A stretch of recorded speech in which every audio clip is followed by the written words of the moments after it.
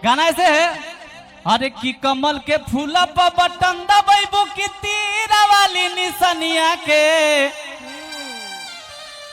तो किस पे बटन दबाना आप लोग भूलिएगा नहीं, अभी बताएंगे। कहेंगे कि अरे नया नया कनिया बानी भैया अभी नहीं लेना है। अरे वोट दे लटनिया के।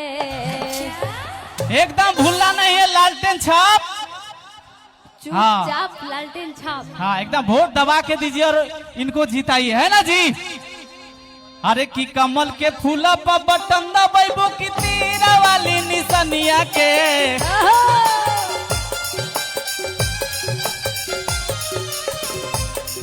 तनी हल्ला करो ना मर्दे, एकदम आवाज में, एकदम आप लोग सुस्त पड़ गए हैं। अरे कमल के फूला पर बटन दबाइबो की तीरा वाली निशानिया के। ए भैया हेलो, कहेंगे क्या? अरे नया नया कनिया बानी वोट दे लटनिया के।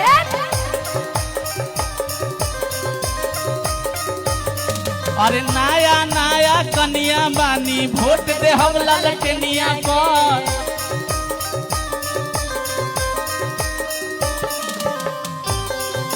जय हो जय हो।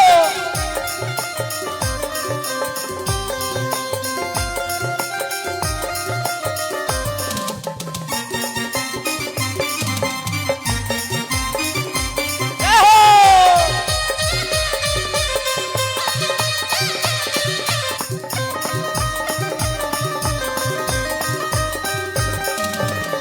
हेलो, फिर कहता है, अरे की माथावा पर हरियर पगड़ी बंधल बाड़ू राजद के, है ना जी। लेकिन एगो गाना है, सुना दे। अरे की बर्बाद करके छोड़ी बर्बादी हम जनुआ, की बर्बाद करके छोड़ी बर्बादी हम जनुआ। अरे झुकल नहीं झुकी लालू बादी हम जनुआ।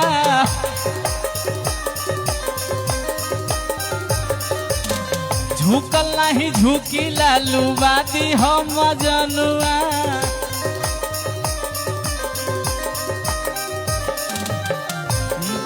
भैया सुनिए ना, हम कहेंगे क्या? क्या सबसे कहेंगे, चाचा चाची लोग से भी कहेंगे, एकदम सबको दीदी, सबको आप कहना है। आइएगा। कहेंगे